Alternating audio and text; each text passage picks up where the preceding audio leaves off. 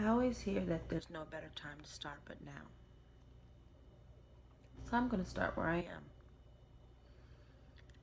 I'm 35 years old. I weigh 230 pounds. My skin is not as flawless as it used to be. My hair and my nails need a bit of attention. I want braces. I have a very good living arrangement. A very great man.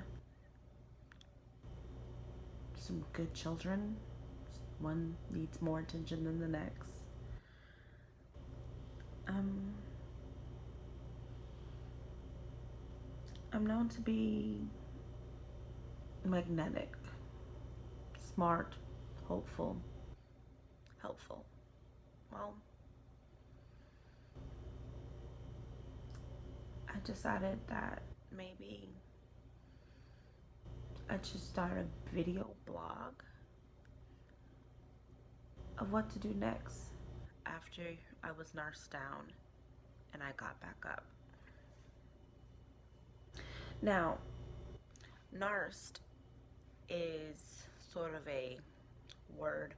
I don't know if I've made it up or it just sounds good to me, but it means to me the art of being so imprisoned to manipulation that reality in plain sight is an illusion, and everyone else is crazy and your abuser is God, and the only person who can save you is you. I wrote that because I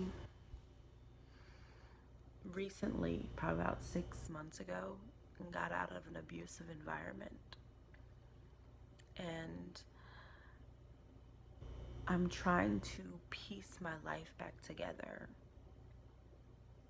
I had encountered a man that I end up falling very much in love with to the point where I overgave myself.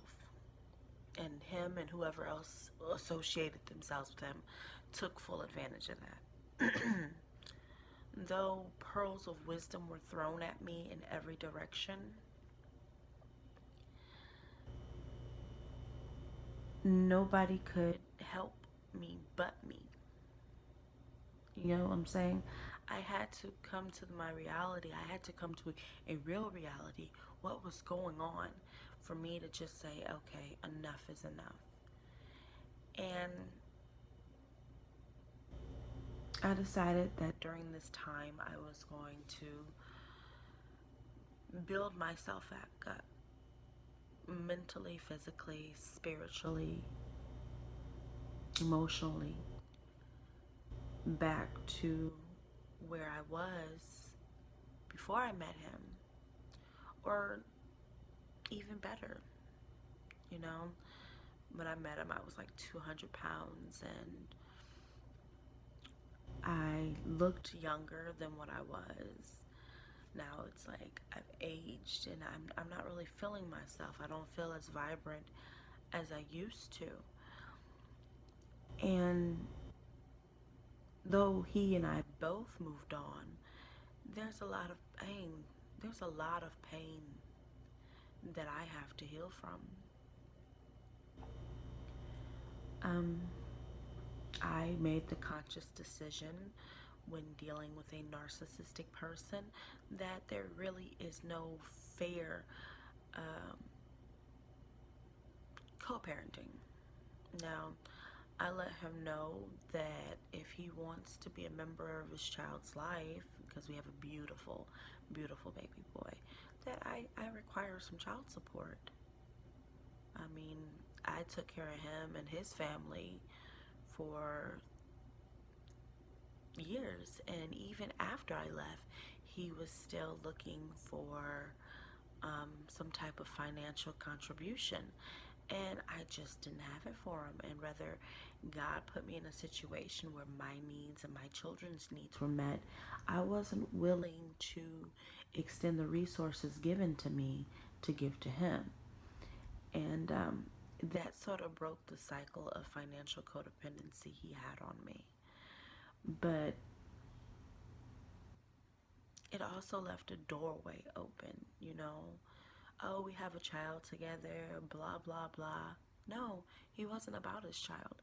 He would request that I give him money, and it's like, I have the baby, you know? And then he would get mad at me because I wouldn't bring the baby to him, you know, make special trips or something to bring him his child. But it's like, honey, you're an abusive alcoholic. Why would I do that? And I just decided I didn't want him in my life.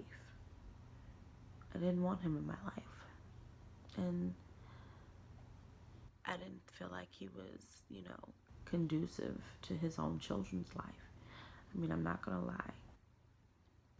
I would say for the most part, with the mind frame he has, because not a lot of narcissistic people are capable of loving, but he was very protective of his children.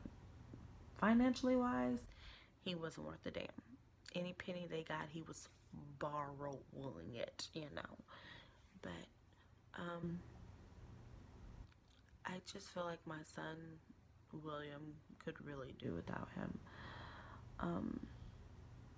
And my other son, he can definitely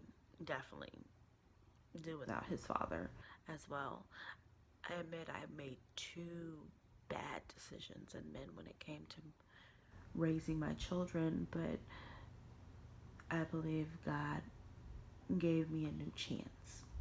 The guy I'm with now is amazing. He's everything I asked for.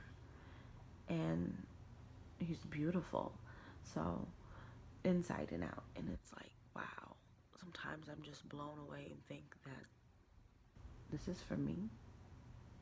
God, are you seriously? You've blessed me with an amazing man, with an amazing family. And I'm so used to getting the short end of the stick that it's hard to believe someone matches my kind, you know? So, enough of that. So, during this series, as I call this journal entry of Narce Down, I'm going to title this video as Next. Now, I always have been open to give advice because a lot of people come to me for advice, but I also like to speak from experience. I'm not a very judgmental person at all. I'm very open-minded, very loving. These are qualities that I've been blessed with to my own detriment. But if you want to, I know there's a lot of gurus out there trying to help you stay positive, give out good energy. You know, that's the move. That's the move. But I have a story to share, to tell. And if you're interested in following along, let me know. So this is going to be my first official video on Narce Down and how to get back up and press on when the only thing that's stopping you in a Narce Down situation is your own mind. Because I don't talk to this man. I don't talk to his family. I blocked everybody. And I love his kids. Those were my babies. They had to go too. His toxic was so contagious that you have to cut off that cancer at the very source. At any cell that seemed to look like it would drip back the poison in my life, it had to go. I had to step out of my character to free myself. The only person that can save you in a narcissistic situation is you, but you first have to realize I am being abused. And it takes strength and courage to find others with the same vision as you. I had someone tell me, you know, oh, they're not going to leave me alone, da da da da. One thing I learned in my journeys, they're only done with you when you're done with them. Other than that, it's a cycle. Even when you're discarded, you're not truly discarded. You're put on reserve.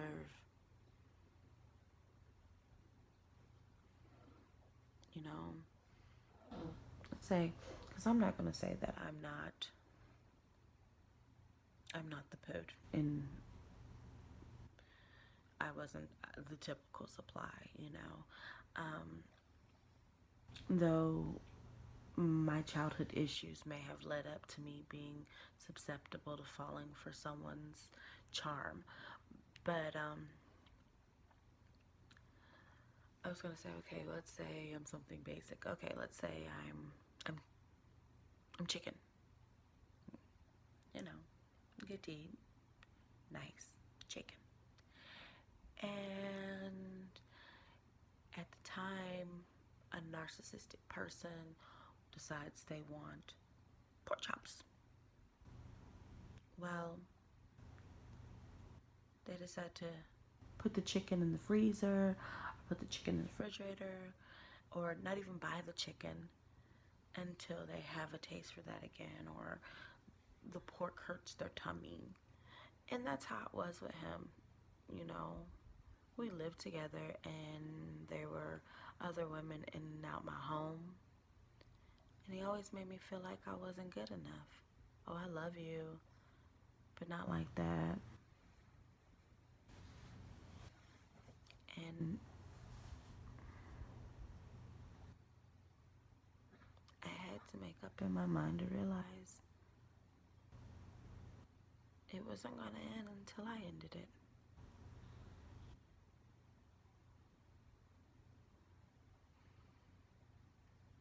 When you're ready to get out of that, whether it's really violent or a little violent,